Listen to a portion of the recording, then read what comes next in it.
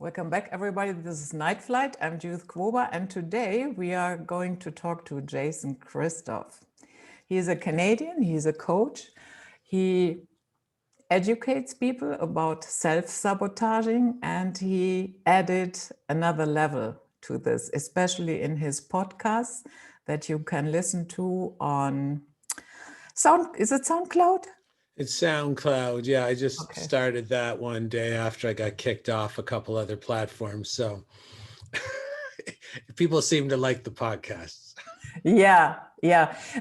Especially because you know, a lot of people are into fitness and health, and that is fine and okay. I love it.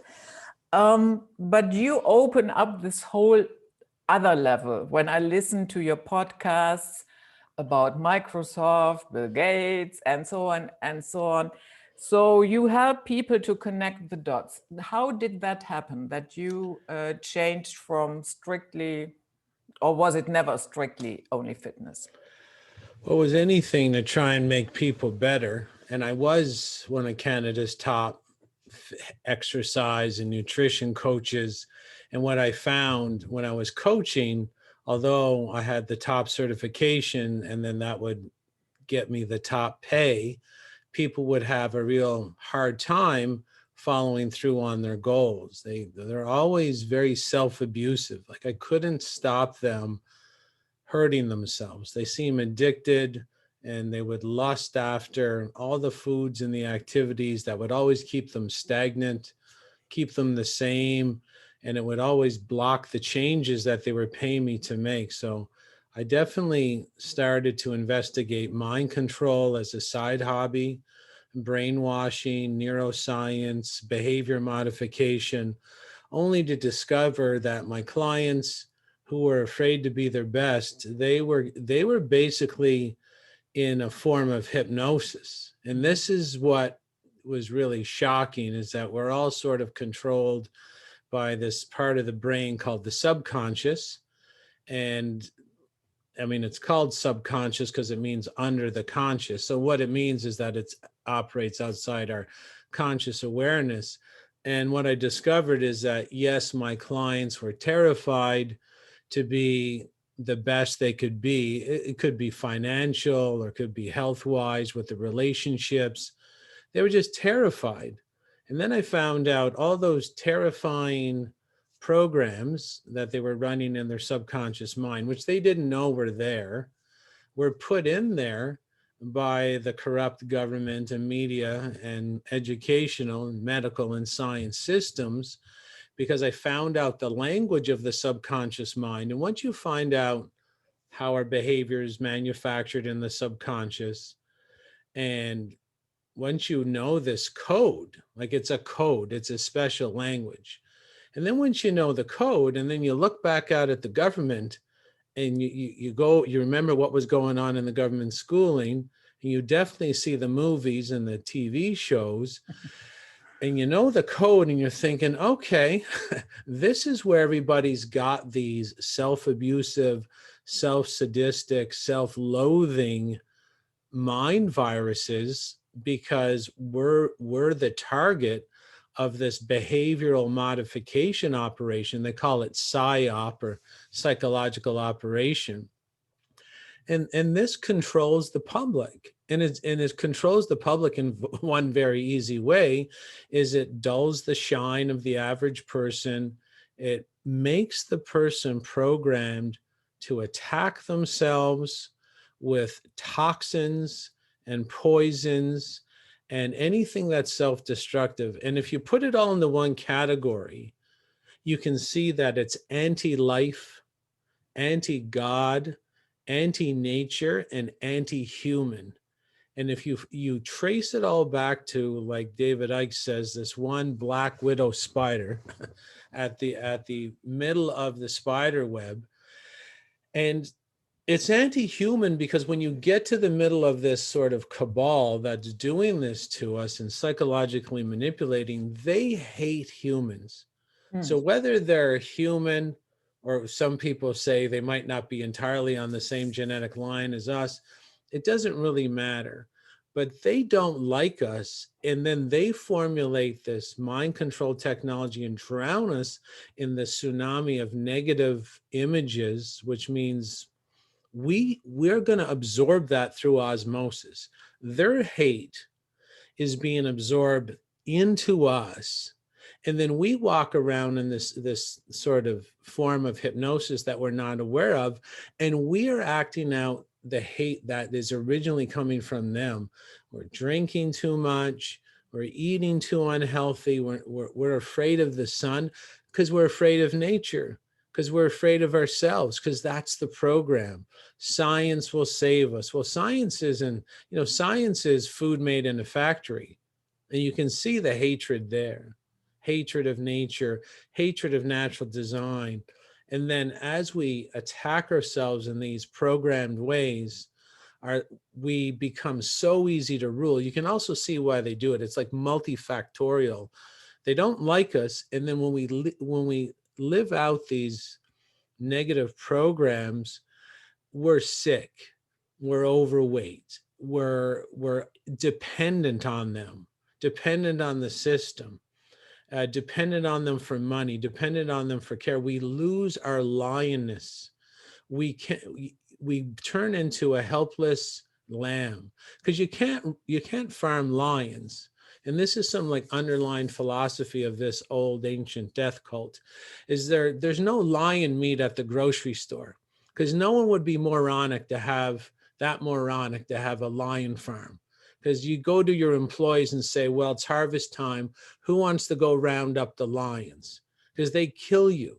So you can go to the grocery store, you see that, as a culture, we're infiltrated with this philosophy. We pick on weak animals that can't defend themselves. And our human farmers know that humans are usually strong and vital and empowered and creative and inventive and innovative. But if you pollute them and trick them to pollute themselves, they become easier to rule, easier to lie to, easier to manipulate, easier to govern. And they've really stepped up the attack in this sort of what we're living through today, where everybody's trying to, the forces that I'm talking about want everybody poisoned. This is mandatory now, because they know that people are actually finding out who they are, how much they hate us, how long they've been doing this.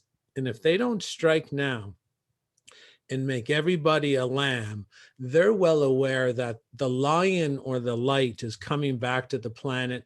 We want no more of their indoctrination or poison or propaganda. We don't want them to keep extracting our life force or our energy force from us using poisons. And we want to live empowered lives of peace and innovation, and get back to the basics of what it means to be a human, to be happy, to have a family, to come together, to have community. And they're anti all of that because they're mentally defective. Bill Gates, Klaus Schwab, Merkel in your country, Justin Trudeau in our country. Justin Castro. Yeah, Justin Castro, Biden. These are the most mentally defective human beings on the entire planet. Yeah. And they could, they act soulless, they are soulless, and they've done a real good job of entertaining us while they set up all this play behind the big screen. And they've kept us, and that's what all the capitalism was for. So there's lots of capitalism in Germany. Everybody there's well organized. I've been there many times. And innovative and inventive people, but then we get caught up in matters that mean nothing. So be drinking or down at the pub or other things, or they're self-abusive. Now they let us have all that because it gave them the leeway and the distance to set this whole mousetrap up. And now the mousetrap is sprung and people are running around, and we see all these policies and procedures already in place to trap us.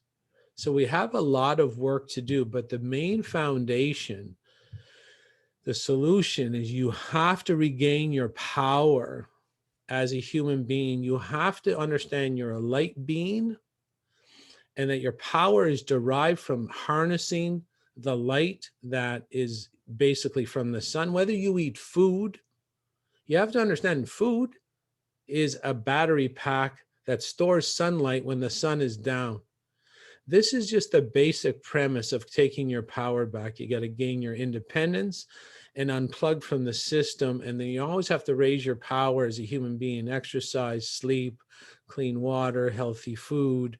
But you have to understand is that's what the reason I quit trying to preach that stuff is that if you're carrying these mind viruses, this brainwashing, subconscious programming, you'll never eat good food.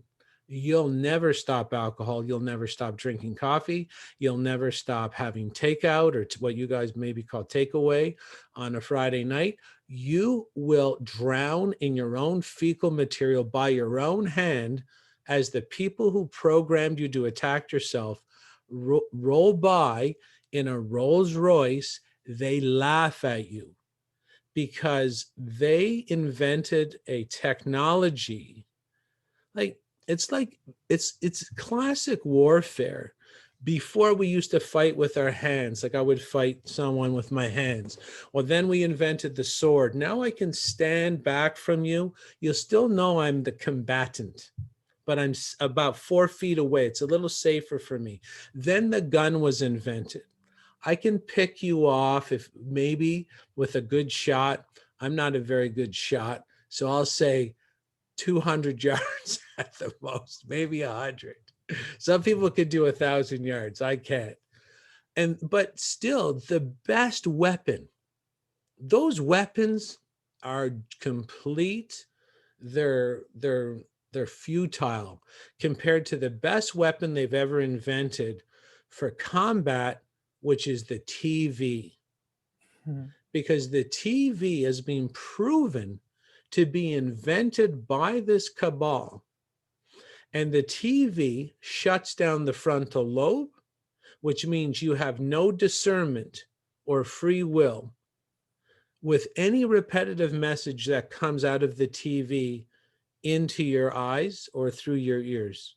So frontal lobe shut down, you have no discernment, and every repetitive message is about you abusing yourself, you poisoning yourself. I don't need a gun. I don't need a sword. I put the TV in your house. You're going to go kill yourself. You're going to go destroy yourself. Now, how inventive is that? That you don't even know you're in combat. You don't know I'm hunting you. I'm the cabal, let's say theoretically. And all I had to do was invent something you stare at, because if you go to a hypnotist show or even an old hypnotist, with the watch, the swinging watch, and they say, look at the watch. Well, what people don't understand is that if you study hypnotism, which I do all the time, because it's part of brainwashing, which is my expertise, when the human eyesight comes down to a very small point, you go into trance, which means your frontal lobe is off, which means I have direct control of your subconscious mind, which literally controls 93% of your behavior if your frontal lobe is on, but it controls 100% of your behavior if your frontal lobe is off. So once you narrow your focus and stare at something, your frontal lobe goes down. I have complete control of you. So the people who rule us used to do this with plays. The Netflix, the Netflix of the day, 400 years ago, 300 years ago, say in Germany, or any small town in Germany, UK, Canada, it was the town square. And this is where the announcements would be, or the plays. And again, you have the narrowing of the focus and you go into trance. So they used to hypnotize people and program them through repetitive content, through a narrowing of the focus in the plays. And then this same ruling group, which actually has a lot of origins in Germany, the Illuminati, has a lot of origins there. Said, well, hold on, can we get them staring at something? Not everybody can come to the plays. Can we have them staring at something and put them in trance? And then can we put in the messages we want so that they actually enslave themselves, impoverish themselves, kill themselves, commit suicide by medical procedure, commit science-based suicide? Can we do that? The TV came about solely, people have to remember that, solely for this purpose. It was not invented to give you news updates. It was not invented to entertain you. Your TV was there to narrow your focus, put you in trance, shut your frontal lobe off, and program you like a hypnotist. And this is why this is why so many people today are acting like they're in hypnosis, because they are. And coffee enhances hypnosis. Alcohol enhances hypnosis. Antidepressants enhances hypnosis, because it also puts you in a trance. So when you have a coffee in the morning, you have the same frontal lobe shutdown as compared to watching the TV or the movie screen. So you get up in the morning, maybe you don't watch a screen, but if you have a coffee, you're already in trance, and then you come home, you're in trance again. Most people are in trance 24 hours a day, which means they're in a state of walking hypnosis. And if you go to a hypnotist show, when the people do what they do, and I tell people, I use a Keith Barry video often to describe this. Maybe you've seen it on my Facebook page. Keith Barry is just a hypnotist. So when you hypnotize someone, number one, first stage of hypnosis, put them in trance. Well, the TV already does that. The second stage is you insert the program. The program's all the repetitive messages. And then there's the trigger word. Now, if you go to Keith Barry, and it's Berry, I believe, I often use a video of him taking people in trance, and there's one lady who he programs to forget the number 7. So she counts her fingers and she keeps getting to 11. And people are having a good chuckle. And this is how, does she look like she's insane? Does she look like she's in hypnosis? Does she look dozy? No, not at all. She's actually as confused. She's like, let me do it again. 1, 2, 3, 4, 5, 8, 9, 10, 11. She keeps forgetting the number 7. And the average person sees this as an entertainment-based activity. Keith Barry, Darren Brown, some other famous hypnotists around the world, they see this stuff as entertainment. This is the same hypnosis that is making someone get up out of their seats, get in their car, drive to a clinic, wait patiently 6 feet apart, and beg for something that is going to destroy them, their children, their community, their country, their culture, and their society. They're begging for it because they're under hypnosis. And that's what's going on. This started a long time ago. This is just, chapter 5 or chapter 10 of 50 chapter stage show that's going on right now. So you would agree that we probably are dealing with people who are soulless among us. I would say so. Act sometimes like a sack of meat where they are merely running a program. I've tried to analyze these people from many different perspectives. I know they're from ancient blood lineage where they have various belief systems, where if the average person comes up against these belief systems, they will either pull away because they think it doesn't sound sane. But if you investigate this group, they actually believe that they're not like us.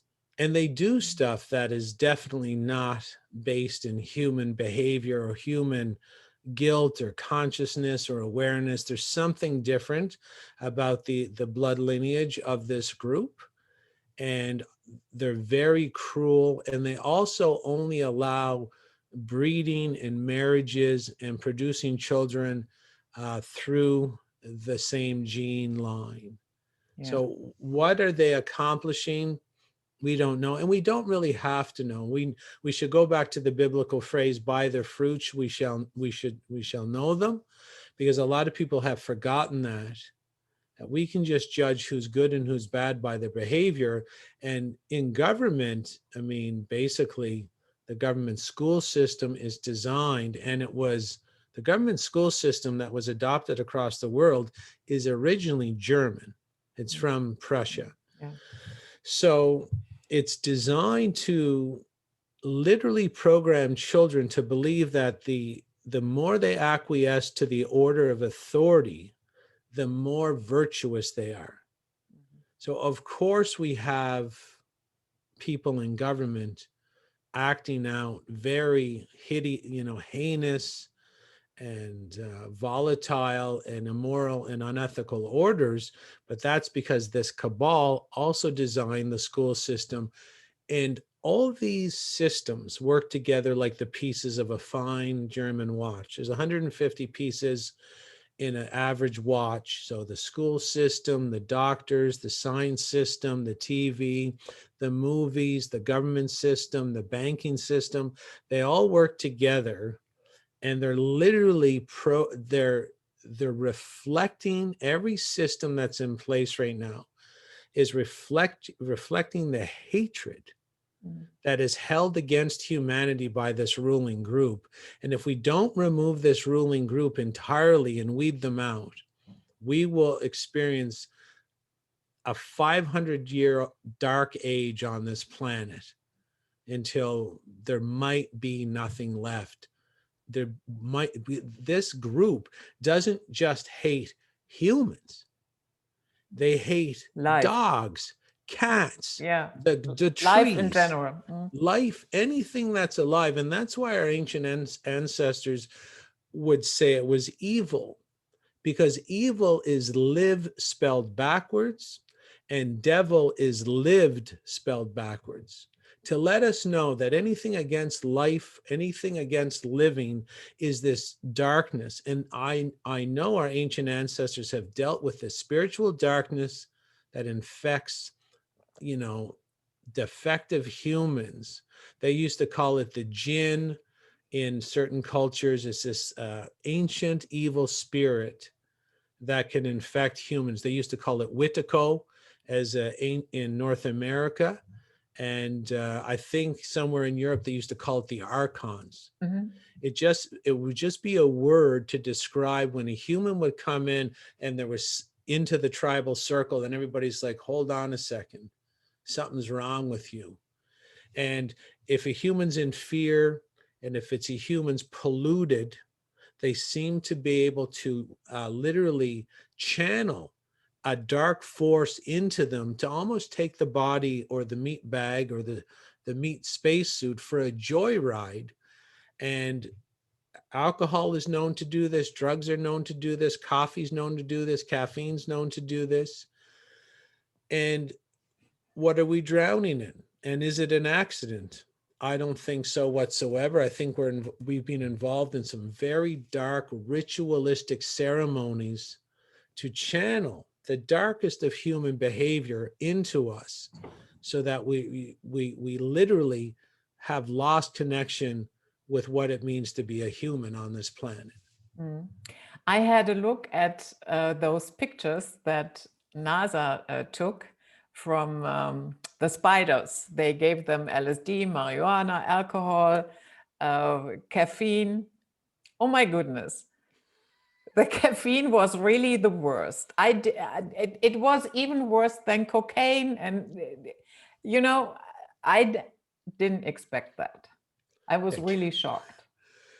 Yes, and a lot of people are shocked. I use that picture for shock value to sort of help narrow their focus. And when they're in trance watching me on the screen, I'll never imprint them with anything negative. I'm always trying to imprint them with something positive. And I do use that picture. It was a study by NASA, fake American organization, but it has been replicated elsewhere where they've given spiders psychoactive drugs and then simply allowed the spiders to go about their day and spin their webs. And people can look it up. It'll come up right away on any search engine. I would suggest DuckDuckGo as a search engine. Yes, the caffeine web wasn't even a web. And if you investigate human brain function on caffeine, you have similar results. And caffeine is coveted by this cabal, this cult, the Black Widow spider, because, to make a long story short, caffeine makes the slavery feel groovy, makes it feel nice, and, you can bebop and dance all the way to that job you don't like and really start dancing inside the factory where you could be doing something a lot, in touch with your own innate human ability. So caffeine has very specific effects on the nervous system and on the brain system, especially shutting down the frontal lobe, activating the fight or flight system. That lowers IQ, makes people more violent, more childlike. And when you're in the fight or flight activity inside the neurological system, you have no ability to judge the long-term consequences of your actions, simply because that's the way the fight or flight is designed. It's fight or flight. And if you had deep intellectual brain capability when you're fighting or fleeing, you might jeopardize your own life. So the inability to think deeply is, inherently in the design of the fight or flight system. And the reason your body activates the fight or flight system when you're drinking coffee is that the fight or flight system will turn on in response to any threat to your lifespan. So if a pit bull is chasing you, that's sort of obvious. If a mugger is mugging you, that's sort of obvious. The average person who went through the government 12-year indoctrination slave training camps called school will understand that that's the usual fight or flight. But they don't tell you you have one fight or flight system. It's activated every time there's a threat to your lifespan. And when you drink poison, eat poison, inject poison, you activate the fight or flight, which changes your brain activity to something of extremely low IQ. And it makes you reflexively obedient to authority, because when you're in fear, you become sort of obedient to the authority because you want the fear to go away. Now, if the authority says you're in fear, I have this solution, come with me, you're very prone to become a follower of the solution. Plus your frontal lobe is shut down, which means you have no discernment, you have no free will, you have no ability to judge and digest and think about what's going on with that particular authority figure solution. And the solution today, you can see the hypnosis and the degradation of brain function where all of a sudden, people don't think they need freedom. They don't think they need their rights. They don't think, the philosophy is, I don't need to be healthy. I don't need to eat healthy, exercise, get to bed on time, or drink clean water. All I have to do is inject poison, stand 6 feet apart, and wear a face diaper. That's all I need to do to be healthy. People have not lost their minds. They've lost their thinking ability because they don't understand that their TV screen, their cell phone screen, the movie screen have placed them in a decades-long hypnosis.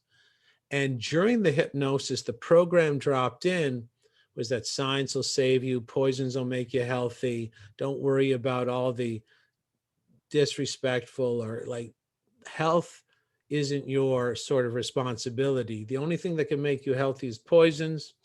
And eating well doesn't matter, sleeping well doesn't matter, drinking healthy, clean water doesn't matter. These are the hypno programs that have been put into people. And then we got the trigger, which is, again, the third part of all hypnotic shows, is the trigger. And the trigger was the virus is loose. Out from the TV. It got out of the TV, the virus. It got out of Contagion with Matt Damon, I Am Legend with Will Smith, World War Z with Brad Pitt. Those were the programs over the decades and the decades about the viruses. People are in hypnosis. They're in hypnosis. Where's the trigger? Well, the trigger is when the newspaper says the virus is loose, the virus is spreading. Now people are acting out their program, which is hide in the corner, go beg for poison that's going to make them worse. So you can see how this is simply a process of public domination through hypnotic control that shuts down the frontal lobe in conjunction with any other poison that does the exact same thing to the frontal lobe. That's very interesting. A couple of months ago, I had Brian David Anderson. He is working, and he founded Tri-Vortex. They deal with structured water, and they have other stuff that can help your physical health and so on and so forth. And during that interview, he told me that a couple of years ago, when men came with prostate cancer, he always asked them, what do you drink coffee? And he said, after a while, I stopped asking that. The only thing I ask them is, how much coffee do you drink per day? Of course. Because he said there was not one with his prostate cancer who didn't drink coffee. And he also said, because our subject was dehydration and pulmonary disease, because these two are linked together as well. And so he opened up that entire coffee thing. And I dropped drinking coffee. I had a brain surgery in December of 2019. And when I came out, I had no desire anymore. I wasn't never, what people call a strong coffee drinker. I had 1 cup in the morning and that was it. But now I know that even that is detrimental. So I replaced it with making a smoothie in the morning when I wake up. I use a tiny bit of frozen fruit so that it's cold. And then whatever is in season. And I put it in my machine, and a minute later, here I go. And I cannot say that I feel more tired or exhausted, or I have even better energy without drinking coffee. Yeah, guaranteed everybody would. The thing about the energy coffee gives you is it's because you activate your fight or flight. So let's take a situation. I want to have energy in the morning.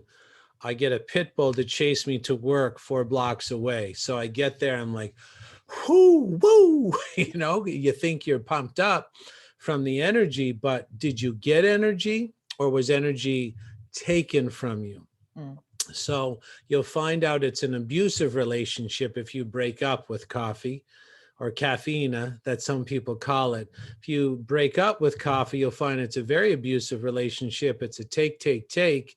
And coffee causes so many diseases: depression, osteoporosis, arthritis, osteoarthritis, ulcers, Crohn's, colitis, carpal tunnel. It causes heart attacks. It causes strokes, peripheral strokes, high cholesterol. It can aggravate diabetes. It is so destructive. And if someone says, well, I don't know. And then someone will go back to a trigger, like one of their programs in their head. And if you want to know if you're programmed, when I say this, you're thinking the government's there to protect you. So you have like a little bit of a program breakdown where you're thinking, well, did the government not get the memo? Or maybe it's a misunderstanding. No, you didn't get the memo. They know that caffeine destroys you. That's why it's on every corner. If there was no caffeine on every corner, they could never pull off what they're pulling off, because you would have full control of your frontal lobe, and then you would definitely know what was going on. So they had to caffeinate you before they attacked. It's basically an entire operation that revolves around destroying the function of your frontal lobe. So whether it's coffee that shuts down your frontal lobe, or a TV or movie, a TV show or a movie that shuts down your frontal lobe, or alcohol that's proven to shut down your frontal lobe, or nicotine, or basically Dove hairspray or toxic Dove soap. Why do you think everything is poison? So it doesn't matter if it's Coca-Cola, it doesn't matter if it's McDonald's, it doesn't matter if it's that really expensive cream that's actually full of poisons, or the sunblock that is full of poisons, or the injections that are full of poisons. Ask yourself, why is everything made of poison, or why is poison sprayed on our food? It's because it's been proven to deactivate the frontal lobe. Yeah. It's all frontal lobe warfare. Yeah. And I think the uncomfortable thing to hear for us is that for a large part, we are playing along with the alcohol, with the TV, with the cell phones, with the coffee. And I mean, coffee. If you watch, let's say, a TV series, my goodness, in every single scene, basically, you see someone walking around with a cup of coffee.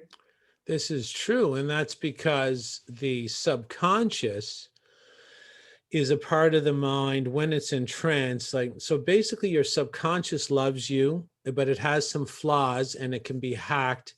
It is part of the brain that manufactures your behavior. So it makes it. Now it makes it based on the repetitive content it sees in your environment. The subconscious doesn't know the difference between screen time, real life, and imagined thought. It is a counter. It's like an accountant. It is always counting for repetitive content. Now, the reason it is obsessed with repetitive content is because where it finds the most repetitive content, it means that's more people over there. And it's a safety and security and survival protocol. And that part of the brain knows through genetic experience that the bigger herd is also always the safer herd. This is why it's always counting. It's trying to find the bigger herd. Now, this behavioral modification psychology is well known by the people who make our movies and who make our TV shows.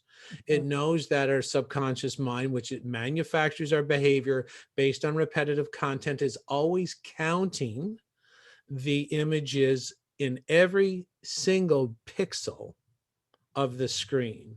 And it does that because it's really obsessed and loves you, really wants you to survive, very interested in knowing where the big group is. So the people who write the movies, there's prop managers that know that a certain amount of coffee and alcohol imprints or repetitive messaging has to go in every movie. It's coffee first and it's alcohol second, because caffeine is their primary weapon. So the most repetitive imprint in all of Hollywood film is a takeout coffee cup, a clay coffee mug, a coffee shop, or a coffee machine in the background, maybe on the kitchen counter or on the counter of the restaurant. It doesn't matter if you go to the, let's take Thor. I think the movie was Thor. I can't remember which one, when he first came to Earth and he was with Natalie Portman and they found him and he had, his powers were forgone at that time. And he drinks a cup of coffee and he smashes the coffee cup on the ground and says, "Another, I love it." Okay. But you don't notice that although, that was a coffee scene directly, throughout the cafe, there was coffee. There was 3 or 4 coffee decanters everywhere, like coffee kettles and coffee mugs on other people's table. And your subconscious literally at a speed that would baffle people. The part of the brain I'm talking with right now is the conscious mind. The conscious mind has been proven to only be able to handle 140 bits of information a second as a download and digestive speed. The subconscious mind has that's the one that loves you, trying to identify the most repetitive content so you can fit in. It's been proven to download content at 11 million bits of information a second. A second. So it sees the coffee cup on all the counters in that scene. It sees Thor smash it. It recognizes him, says, amazing, I'll have another. You know, they see that. And then what you don't understand is how your behavior is manufactured. It's like your subconscious has a pad of paper and a pen. Whatever's the most repetitive gets pushed to the top of the pad. And then you get pushed it as a script. You're not in control of your behavior. You didn't get that memo, but guess who knows that for the last 2,000, 3,000 years on this planet are the people in the positions of power that control your repetitive content. I'll give you a real life example. In 2001, there was a movie that came out called Gone in 60 Seconds. Angelina Jolie and Nicolas Cage. It was a movie about car theft. A lot of repetition about car theft. The subconscious not only wants you to fit in and be safe and secure, it wants you to survive. So for males, one of the primary themes in all film is that the hero gets the girl. Yeah. And the subconscious wants to have you to have sex because that's also about survival. And then the females are programmed too to say, procreate with the hero. So everybody's getting programmed by the repetitive themes throughout all the movies or the repetitive content in that particular movie. So it's a movie about car theft. And when that movie was released in Burnaby, BC, Canada, the police reported that car theft went up 70% on the first weekend. So in 48 hours, it was released on a Friday or Thursday night. I think it was a Thursday. In 4 days, car theft that went up 70%. Now, if you were to ask someone anywhere, do you think a movie about car theft could make you steal a car? They would say, absolutely not. But the people who control you from their couch in Hollywood, who laugh at you, they laugh at you thinking that too. Not only do they laugh at your behavior, which is self-abusive, which they invent and put into your mind through hypnotic trance and then triggering you in programs. They laugh at your belief that you're in full control of your behavior, because they know that in the best people, 93% of their behavior is completely subconscious. The 7% has to be active for someone to say, wait a second, I don't want to steal a car. I don't want to take a shot. I don't want to close my business. But I'll tell you, caffeine takes care of the other 7. So does alcohol. So does vaping. So does nicotine. All of that. And that's why everything is poison. So that 7% discernment, or what religious people call free will, is completely incinerated. And then you go into the subconscious where you have no control. And I tell people, do you control your sweating? No. Do you control your menstrual cycle? No. Do you control how fast your hair grows? No, you don't. You don't control a lot of things in your body. Do you control your heartbeat? Can you tell your heartbeat to stop? Can you tell it to speed up when you want it? There's lots of things that you're not in control of. What you don't know is that all the psychological behavior research shows that the majority of your behavior falls in that exact category. You are not in control of your behavior. Your behavior is manufactured by the subconscious based on repetitive content in the environment. And your death dealers, social engineers, architects of doom have been controlling the repetitive content in your environment to the point where their hatred for us is being acted out by us. We're destroying ourselves because that's the messaging that we're getting, is that the good life is to be found in a completely hedonistic, immoral, unethical, chemical flogging of the human machine. So I hope that makes some sense. Yeah, that makes a lot of sense. I was just thinking about when some people, let's say they have a hangover and start treating it in the morning with coffee. It's the same program because they can't love themselves. They can't care for themselves.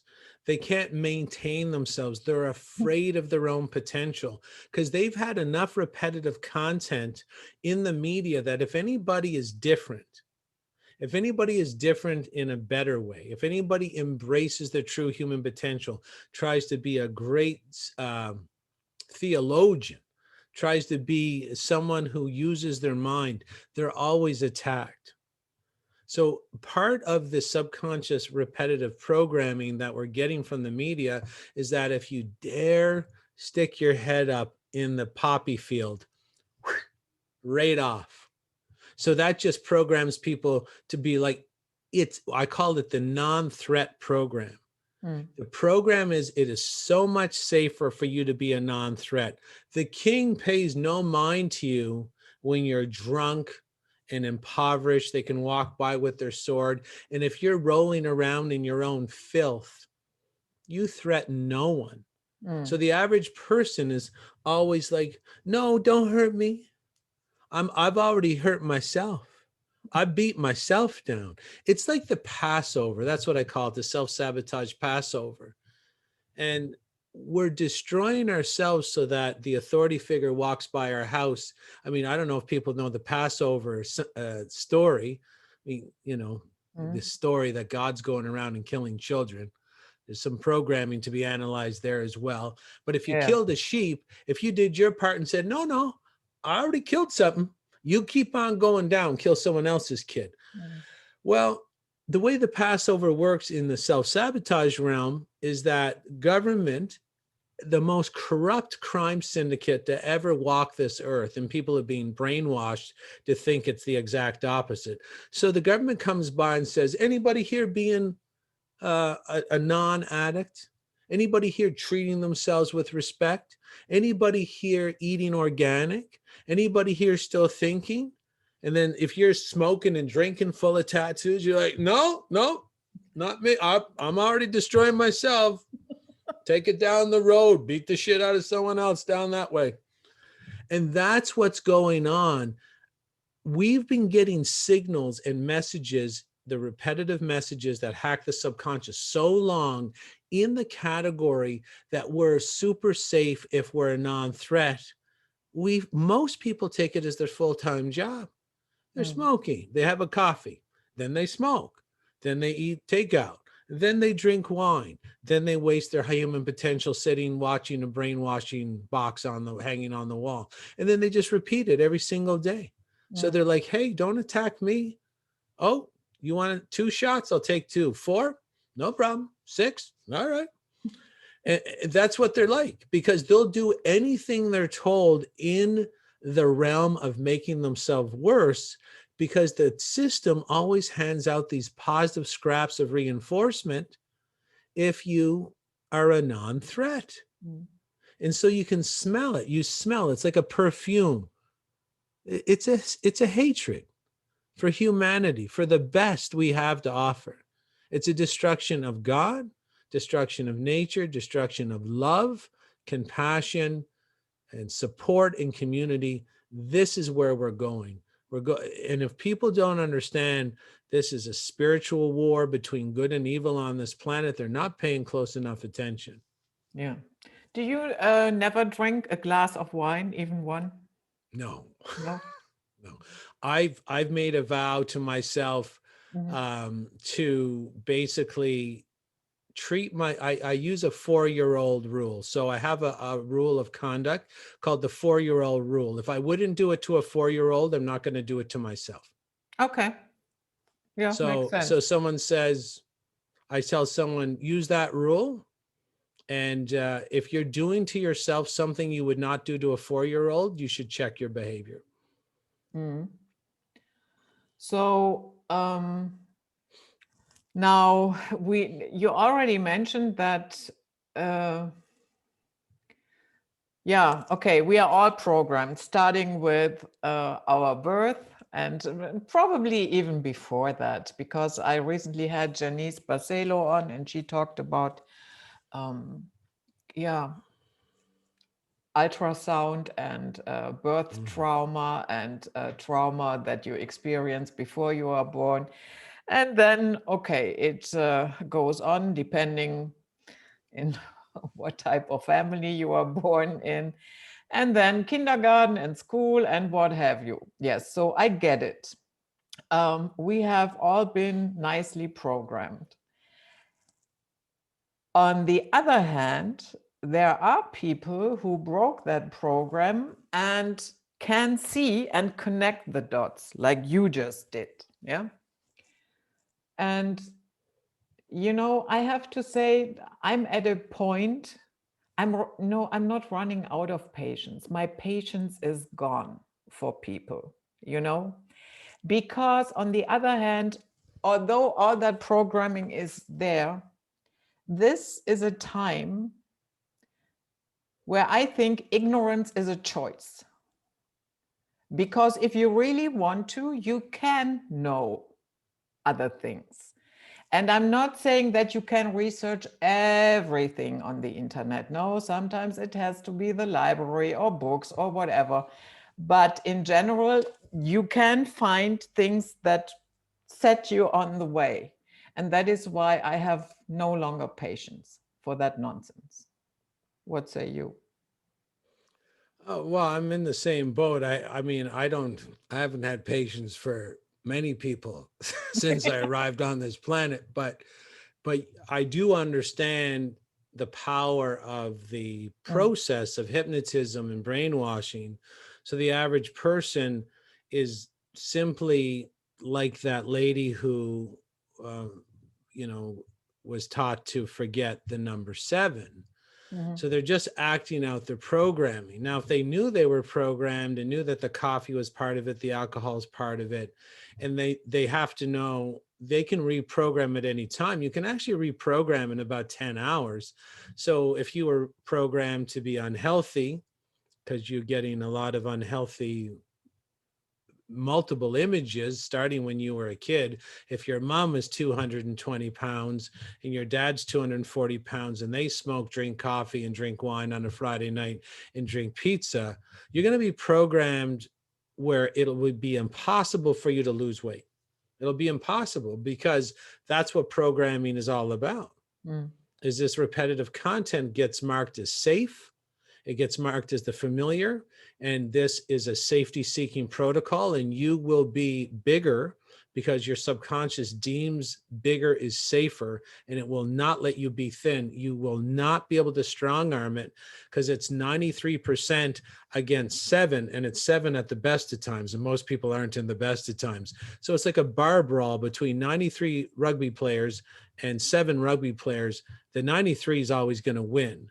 So the key, if someone wants to, you know, try to become more abundant, get healthy, regain their power, get in contact with their innate human potential, they can reprogram and like make a new record anytime they want. You can program and lay down a new track, a whole song distribution on a new record, but you control the repetitive content. So if you ever want to reprogram the subconscious mind, you just have to know its function, which is to count repetitive content, and then it forces you to act it out. Well, make it thin content. Cover your walls and your audio centers and your eyesight with people that are healthy, and your subconscious will push you over there very, very quickly. So you have to control the repetitive content in the direction of your dreams, whether it's through hypnosis. So if someone wants to do anything, you can hypnotize yourself, just like they're hypnotizing you. You do hypnosis tracks. And the best hypnotherapist I find on the world is Marissa Peer, Peer. She's a famous hypnotherapist out of the UK. Use her tracks, but you also need visual pictures in your house of what you want to accomplish, because the subconscious is like, it thinks you live in a different village when it counts the repetition. So if it sees all these other sort of pictures in your house that have the same theme or the same message, it starts going up the list to the top of the list. And then eventually it gets pushed through to you as a script. So, and when you do this process, you can't water down the repetitive, you can't water down your hypnosis with repetitive content like the movie Bad Moms or Dirty Grandpa or Shameless, the HBO series, or Friends, the sitcom, or any of those sitcoms where there's just going to be coffee, alcohol, nonsense, immorality, and not only immoral and unethical and unhealthy conduct, positively reinforced with the piped in laughter. Why do you think they pipe in the fake laughter to the sitcoms? Because laughter reinforces that it's okay behavior. Positive reinforcement cements repetitive behavior. So laughter is positive reinforcement. Another thing that comes to mind is a lot of people are very, they are counting calories all day long. Yeah. How much have I eaten? And can I eat this apple? Yes or no? And then sometimes, let's say I was a flight attendant for many years. And so let's say somebody sees me, a calorie counter sees me, sees me eating an avocado. And they start explaining to me how much fat the avocado has. And I look at them and say, yeah, so. Right. Because my firm belief is that not all calories are created equal, meaning what you can get from a TV dinner, the calories are probably so much worse, even, you know what I mean? I know exactly what you mean, because that premise, calories in, calories out, was taught to you by the corrupt government and their brainwashing, indoctrination, slave training camps, that science is going to help you be healthy when science is designed to, poison you back into the Stone Age. And they're going to tell you that 100 calories of cauliflower has the same impact as 100 calories of Pepsi. And that is meant to keep you running east looking for a sunset and keep rearranging the furniture on the deck of the Titanic. It is a program. Calories in, calories out is a program. It's an inverted program. And if you live it out, you will never be thin. You'll never be healthy. You'll never be mentally healthy. And fat is something that's completely needed by the body. All I eat is fat. That's all. Fat and protein. That's all I consume. And I'm 51 years old. I don't dye my hair. I don't dye my beard. So how do you think? Yeah, maybe around my eyes you can see I'm 51 because I'm stressed out most of the time when the world is a complete and utter mental asylum. But the fact is, everything that the government tells you is designed to make you sick. And if you don't see that, it means you're under mind control. If you think the government's there to help you out, if the government's there to protect you, if you think the government's there to keep you healthy and safe, when the liquor stores are open, alcohol kills 3 million people a year on this planet. Cigarettes kill 7 million people a year on the planet, and fast food kills 11 million people on the planet. Alcohol, cigarettes, fast food, you can get them everywhere. They're essential services, And if you're Yeah, even thinking the during the government's, lockdown. that even in the lockdown where they're saying, I want to make sure the hospitals don't get, yeah, well, why don't you close the fast food restaurant? No, that's essential. It's essential for them to make you a complete and utter human mess. Because if you ever regained your power, you would string them up from the nearest telephone pole, and they're cracking down because they know their time was coming.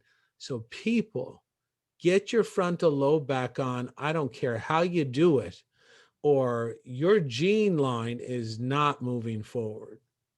Yeah. And you mentioned in your interview that I liked very much, by the way, with Brandon Murphy, the cult of Molech. And that reminded me of something that I'm going to share. And wait, I shared this in my interview with Jordan Foltz, but here we have because we did a show on the nonsense of wokeness, yeah.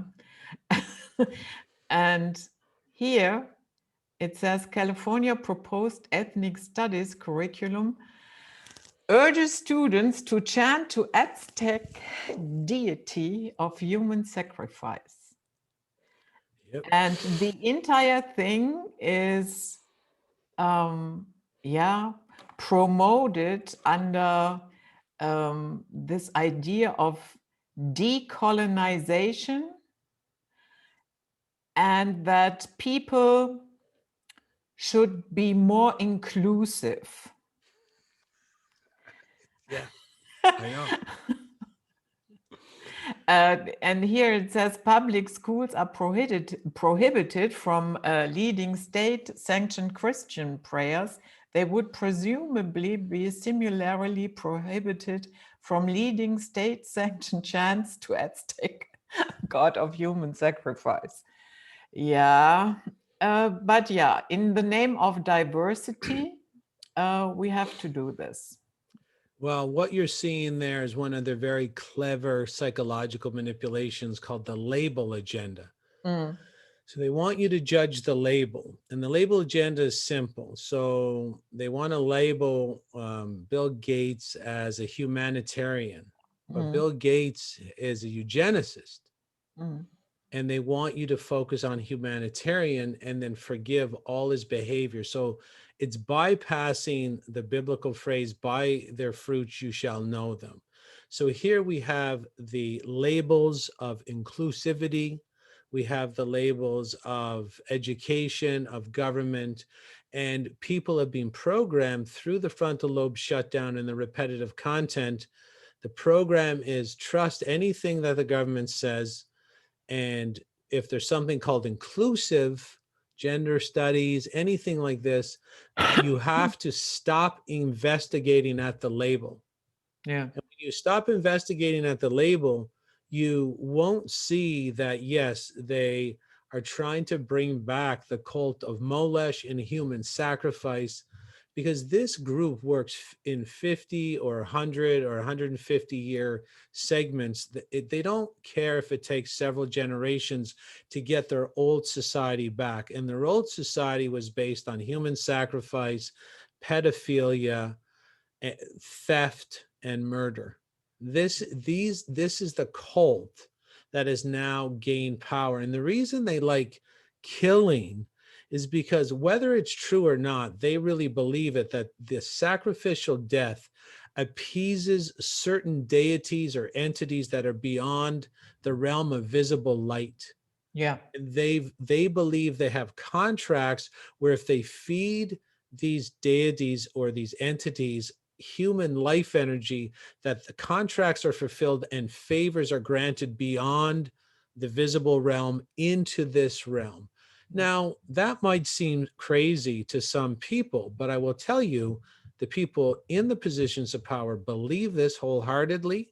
And this is the reason they're trying to bring back the human sacrifice. So this is direct human sacrifice, what we're seeing right now with the clinics and everybody sort of being mind controlled to demand they be poisoned. It's the same thing. Yeah. And a sacrifice of a child is known to score the most points with the entities. And so now we're moving toward, even though the children don't have absolutely, even if you believe the narrative, which is complete and utter liarrhea, even if you believe it, the children have zero chance of being infected with this particular issue. Yeah.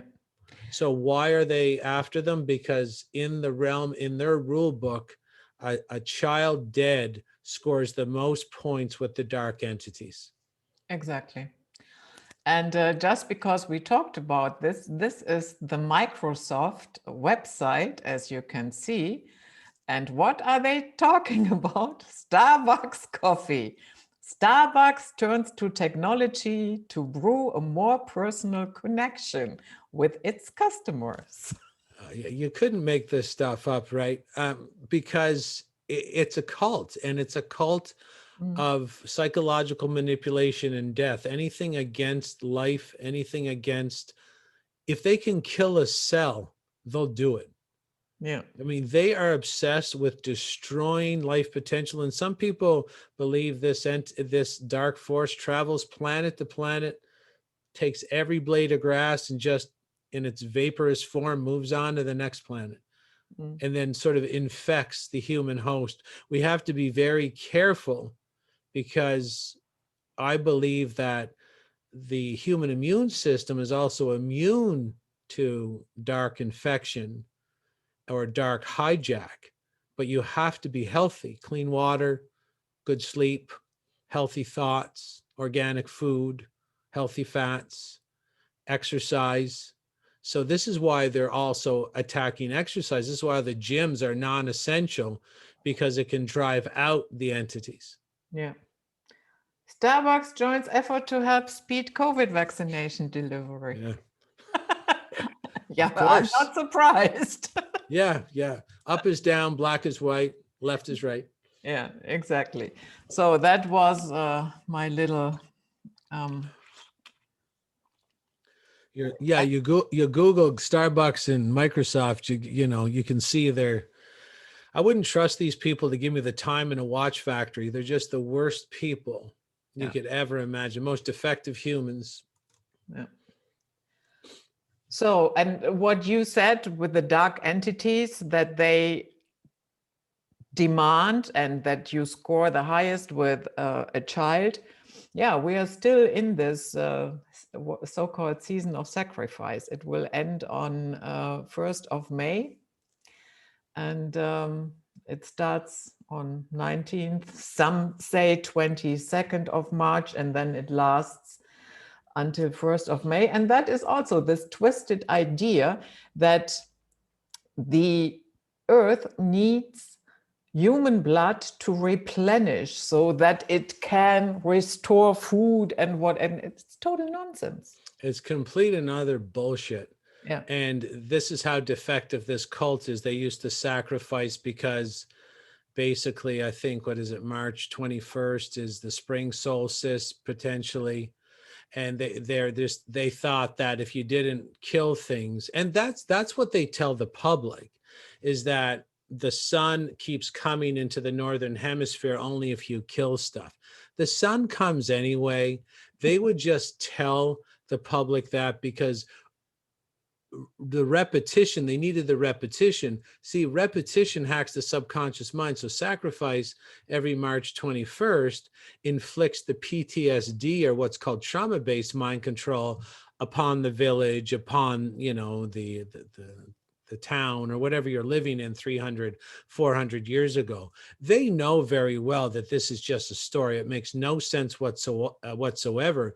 But to get the repetitive date in on the calendar and keep the killing going forward and call everybody to the town square to see the killing, puts them under the trauma-based mind control and makes them easier to govern, manipulate, control, and steal from for the rest of the year till you have your next Liaria-based ceremony at the town square. So the people ruling us, I don't even know if they believe any of this, but they know it has to be a trauma-based event. There has to be killing. There has to be fear. And if you don't do that, the light comes back and the people demand to have their God-given innate human potential rise up, and they want to be free.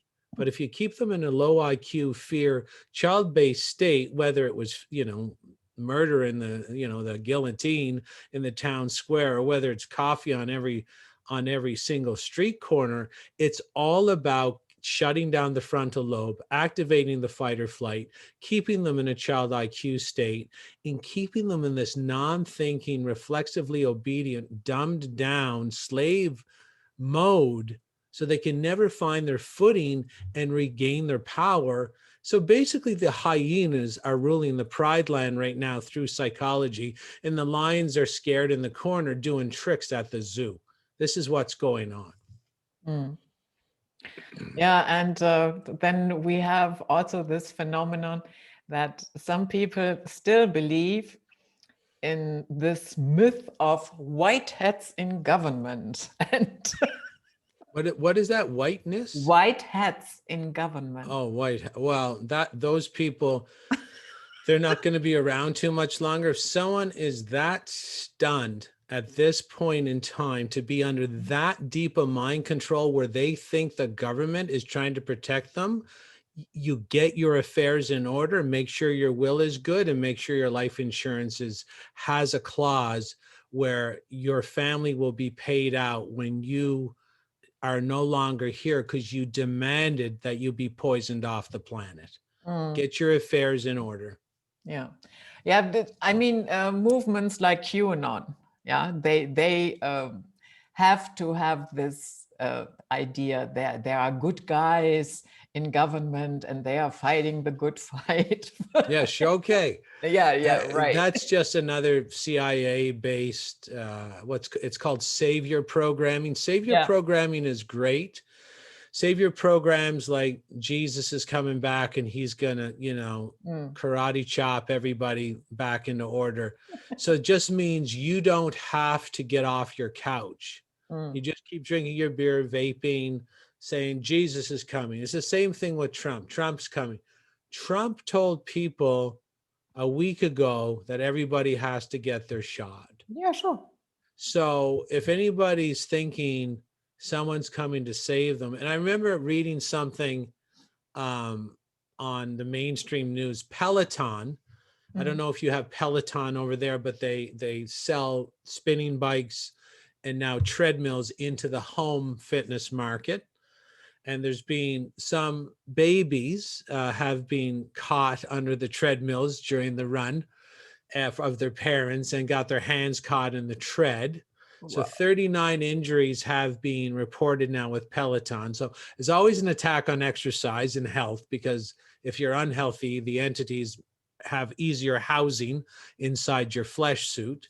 So 39 injuries with Peloton treadmills, and they're starting to investigate. We have 3,500 deaths from the shot in the United States alone, and 60,000 injuries. 15,000 or 20,000 of those 60,000 injuries are permanent, which means they can't go back to work, and it's full speed ahead. So 39 injuries, no deaths with the Peloton. They're looking for a full shutdown of Peloton. And then 3,500 deaths, 60,000 injuries, full speed ahead with the massive drive for the new injectable medicine. If someone, we can't make the dots any bigger. And as Dr. Christian Northrup said on a very impassionate speech, I think was in Nevada or somewhere that was free because no one had any masks on. She said, "Let the dead bury the dead." She said, "I give up. There's nothing I can say to break this hypnotic trance. No one, there's a certain class of people that wants to be jettisoned off the planet. Let the dead bury the dead and let's move on. Mm-hmm. Yeah. So this is the truth-telling community are only working now with people with their frontal lobe on. Anybody else that is drinking the Kool-Aid or injecting the Kool-Aid is on their own. Yeah. And so now the question becomes, how do we navigate out of this mess? And as I said before we started recording, I saw this very, very great documentary, Superhuman, the Invisible Made Visible. And I have to say, wow, because they really did experiments and showed evidence that the mind can affect somebody that is kilometers away. Mm-hmm. Yeah. And also they had a group of children, but they educated them differently. Because when there was, maybe she was 6 or 7, a little blonde girl, and she explained to you how the subconsciousness works and how she taps into it and what she does with it. And then they trained them to play table tennis blindfolded. And they played well.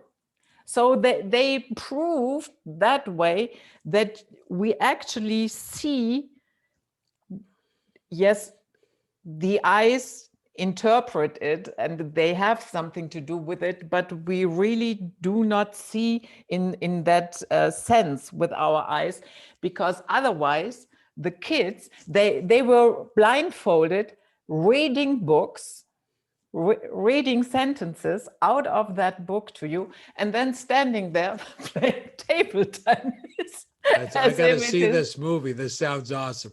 Yeah. And so I thought, maybe that is what they are really afraid about. You know, the moment we step into that power, because for the audience, you know, at the end of the day, you are all superhumans.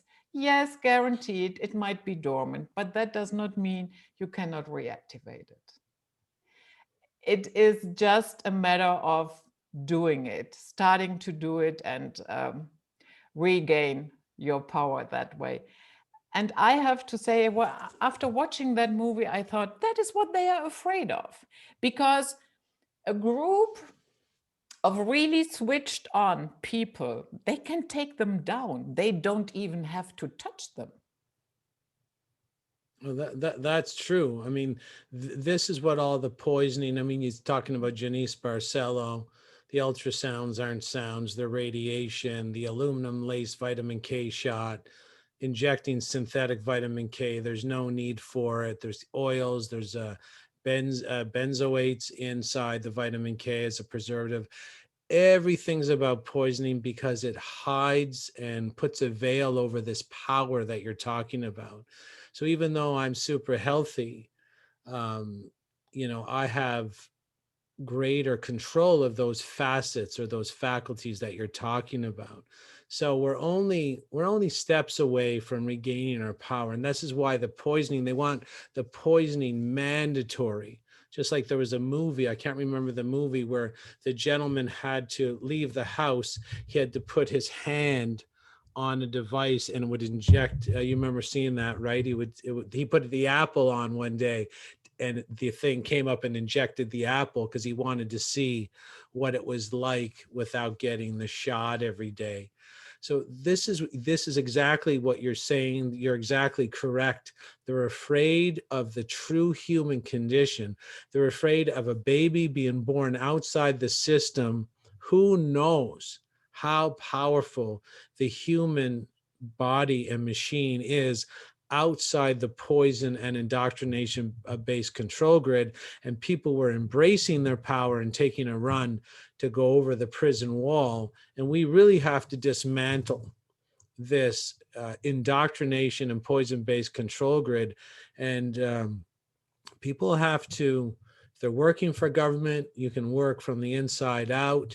We can have better systems. And if there's a nurse out there, there's a doctor, understand that if people of moral fiber and, ethical fiber gain control of the system, we would pay every doctor to stay at home unless there was a sick person. So if there's a doctor listening, you're in all the time, you're getting worked to death because their sickness is produced purposely. We'll pay you the same wage. Go play golf, be with your family. The only time you will be required to enter the hospital if a sick person arrives. Then you can work hand in hand with us. The system is incentivized and monetized and lubricated in the right direction. You work with us, you make people healthy, you'll never have to go into work, you maintain your income.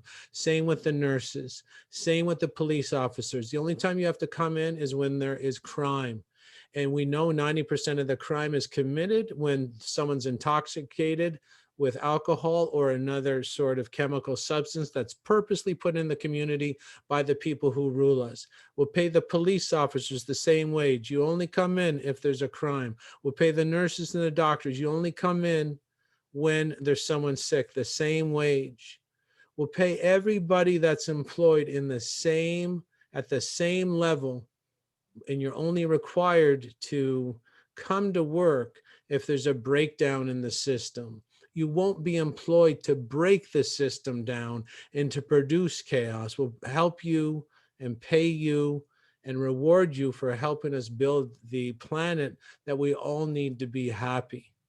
That's what we have to do. Yeah. But I have to say, certain areas in hospitals, I remember my own experience, they were pretty busy on that station. So there wasn't, every room was full. They're always going to be full. They've always been full. Like at Canada, they say the hospitals are overwhelmed. They've said that was 19. That is not what I'm talking about. But they had a lot to do. Yeah, they have a lot to do. They're busy because sickness is the product. I mean, if you had your surgery, they would have given you, maybe in Germany a little bit better, but here in Canada, they give you Jell-O that's has red dye number 2, which causes cancer, French fries, white bread. I mean, they're literally trying to kill you because it is a death cult. It is a sacrificial area. The pyramids, the hospitals have replaced the pyramids. The sacrifices is on and on. And from circumcision to vitamin K, and from the Jell-O to the chocolate bar machine or to the coffee shop that's in my local hospital that serves coffee and bagels and donuts and food that would choke a maggot. That's all. The whole system is a death cult. Yeah. And when I was in that hospital, I thought they operated on me on Monday, and on Friday I left. Very, very shaky, I have to say. But I thought I cannot get well here. I have to go home. First of all, 24/7, you're in this Wi-Fi soup, in the hospital. Yeah. So the food, I do not even have to mention that, meaning I was hungry all the time because half of it, I didn't eat. Plus, I didn't sleep. If I got 20 minutes in a row over those days, that was a lot. Yep. So I was so exhausted, and they wanted to keep me a day longer. And then I just informed them and said, I'm going. Yeah, but I said, I'm going. You are not a prison. Get over it. And that's the thing. Germany is capable. I mean, the German people, I found the German people very organized, and I've flown Lufthansa in business class a couple of times. So the German people are capable of so much more with their food and their hospitals, their service. The people are top notch, and it's time to let that potential shine through outside a system that's designed to poison us and lie us back into a mental and physical stone age. It's time that we really have to awaken who wants to be awakened and potentially let the dead bury the dead. We really have to move on here and understand the TV is something we have to get rid of as a society, the movie screens, unless we want to implant. We can make movies and we can do positive reinforcement with positive repetition so that people, once they're done, they're hypnotically programmed to invent things or be innovative or to be healthy or to be helpers or community builders. We can use that. And this cult as well had the same battle. In ancient Egypt, there was a battle between both factions of the government. One wanted to use the repetitive programming to positively program the public, and the other cult that is in power today, which was actually banished from Egypt. There's a lot of stories how they escaped. They were banished, and they wanted to use the programming for nefarious means, and that was their forte. So after they were banished, they just kept going from Mediterranean country to Mediterranean country and kept moving up to where they finally settled in the UK, where they still use this negative behavior modification out of the Tavistock Institute to program people for their worst lives. So we have to rip this out by the root. Yeah. Yeah. Do you know Sean Ross? Have you ever seen videos? He points that out all the time, that we are still dealing with the old pharaonic bloodlines. Yeah, on their bad. Well, yeah, they claim to be pharaohs and they have this mental defective outlook that they're sun gods. I just think they're a bunch of, they're just basically psychopathic. They're no more dangerous than the drunk down at the local pub, except we've let them dress up in suits and get the better of us. So it's time to just throw them out on the road. Yeah. So now we have, of course, the stupid masses. And I have to say, if you don't get it at this juncture in time, there's a good chance you will never get it. And most likely not everybody is meant to wake up now. So yeah, I don't think so. I think, they'll wake up on the other side of the veil and say, oh, I see everything now. And like, try to tell you, hate to say that, told you so, stop watching TV, get off your coffee, stop drinking booze, pay attention to what's important. The sun, the food the sun makes, the water the sun cleans. That's why they called it Sunday. That's why they would honor the sun. They call it the Son of God. Understand that the history has been bypassed and, or usurped so that we don't understand what's going on here. We have to get back to natural living, natural cycles, natural processes, and remove this cult that wants us to look into their fake sun, which is our TV screen, our computer screen. They're always trying to take the place of God. They're trying to decide who dies, who lives, what we stare at, what we eat. No, that's God's occupation. And there was always a warning in the Bible to watch out for someone who tries to take the place of God in your life, like Bill Gates. He's trying to take the place of God, telling who lives, who dies, what food's going to be produced. He wants to make fake meat. He wants to block out the sun. Why do you think he wants to block out the sun? Because he's not human. Someone says, well, he'll die too. Yeah, that's your but first that has clue. been canceled with the sun. He doesn't have the go-ahead. Well, yeah, he doesn't have the go-ahead from God, so he got to be very careful, because these group actually believe in God. There's a long story there, but they believe in karma, and they know there's some lines. I think Bill Gates was getting pretty close to crossing it there. Yeah. Sometimes I have the impression, no matter what, let's say the current situation, we managed to turn it around. And what you say, going back to natural living, of course, that is a process. It will not happen overnight. You really have to educate people. Yeah.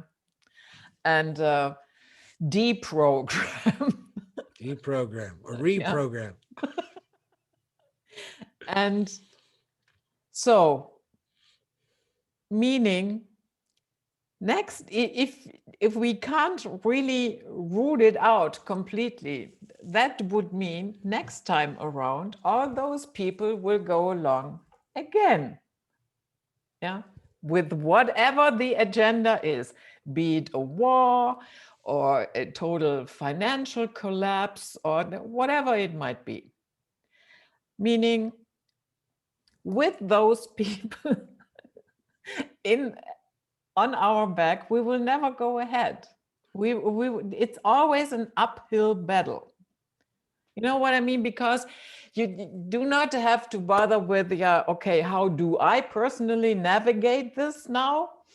No, you also have to deal with the stupidity all the time of the others. And I have to say, I find this unbearable sometimes. Well, the school system is the prime. I mean, the endless production of stupid people has to do with the government school system, because that's the design. If anybody wants to investigate the design, which is German in origin, they can read the book by America's most famous school teacher, John Taylor Gatto. It's called Weapons of Mass Instruction. You can find that free on the internet.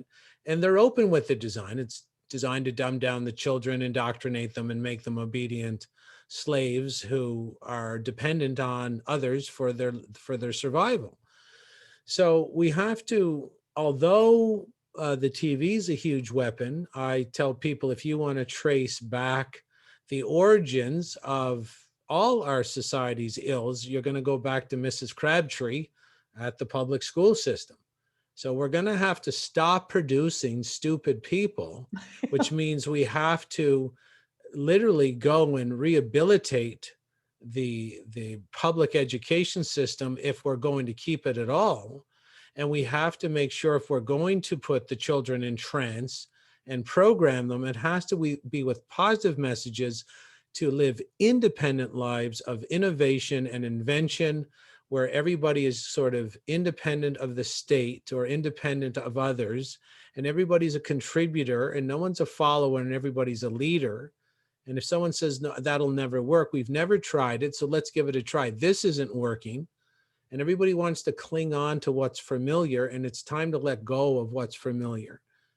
And we let go of what's not working, which is brainwashing the children, taking them away from their parents, and basically indoctrinating them and poisoning them in this soup of Wi-Fi and mask wearing now, and inclusion programming and sexual confusion agendas, and making them unemployable. They're not only are being manufactured now to be stupid, they're manufactured to be completely dependent on the state for absolutely every facet of their life. It's a permanent childhood programming system. They'll never get out of their childhood. And sometimes I already see the effects of that. I had an encounter of the third kind. Yeah, with school kids, yeah, like 15-year-olds. With somebody who wanted to deliver a parcel. And my address is on the main street, but you have to go around the corner to enter into the house. First, there is a gate, and then you walk a little bit through the garden, and then you come to the house. So under that number of the house is a sign that says entrance around the corner. So the guy rings my bell because he has the package for me. And I told him, okay, you have to open the gate. You can do that yourself. And then I will come downstairs and you can give me the package. I come downstairs. And I have to say, the gate is right where, the bell is, where you can ring. So, and I come downstairs, nobody there, not even the car of the guy. And then I walk around and I check, and he comes around the corner again because he thought he has to go back to the main road where the entrance like 150 years ago was, and where the sign is, entrance around the corner. Jason, I thought, oh my goodness, how is this guy going to live? I mean, you are standing in front of the gate. You did the ringing, you talked to me, and then you come up with the idea that I have to go back to the other gate where it says the entrance is around the corner. Oh yeah. Wow. Wow. Yeah, we participate in those systems. We've demanded the government destroy our children in almost every way, from the ultrasound to the vitamin K to the schooling. I mean, you're allowed. I mean, when I was in school, if you got caught chewing gum or you had anything that wasn't really required for school, there were some consequences for that. Now you can bring your cell phone, you can bring your iPad, no one's paying attention. And the reason they allow that is because the people who run the system knows that the smaller the area someone stares at, the deeper the trance. Mm-hmm. So the TV screen is one sort of trance-based modality, but if you can get the kid focusing here, you get a deeper trance. It drives the programming in deeper. So now the kids, when I was a kid, we watched TV maybe an hour a day after playing hockey, after throwing the football around, after, throwing rocks through someone's window and getting chased by a Rottweiler, laughing when the Rottweiler bit the other guy in the leg. I mean, we were all outside and there was fast eye motion. We were taking in the entire world. We weren't staring at one thing, right? We're riding our bikes, skateboarding. And now all the kids do is stare at one object, which is the computer screen or the cell phone screen, which is proven to shut the frontal lobe down, which is proven to put them in trance, the alpha brainwave state, and it's prime for the suggestions. And there's nothing positive in the school. It's just like, get a job, don't work a business, know how to fill out a resume, don't worry about filling out a business plan, take your position in the big machine, work. It used to be 9 to 5, now it's 8 to 6, drink your coffee, drink your wine at night, and throw your soul out the window. That's the program. And then when you find out your life sucks, take some antidepressants, double the coffee, triple the wine, and start an affair. Because your life is so soulless, you have to decorate it with all this empty minutia. And so, this is why we're in this disaster. We have to regain our frontal lobe, stop shutting it off, stop watching screens, stop polluting ourselves, and really take full control and have punishments for the people that are in these positions of power that are turning a blind eye to this euthanasia that's going on. We need, when this is done, or if, let's hope it gets done soon, we have to punish absolutely every single person in government that said they weren't aware of this, when all the statistics are clear that this is a lie-based psychological operation designed to remove people from this planet and steal their wealth. We really have to start punishing people here. Yeah, exactly. Some people think that there might be a supernatural split between, let's say, those that cannot or will not be deprogrammed, and those that have been deprogrammed. Can you see that? Is there room in your mind for that? Oh, guaranteed. I see that there might be different human models on the planet. There could have been, I mean, there are Sumerian tablets that tell certain stories where there are some theories and some evidence that humans were more produced than evolved. And there could be certain gene lines in the human genome right now that are deeper thinkers. And I think the Facebook and Instagram might have algorithms to identify those deep thinkers. We might have outed ourselves at this point.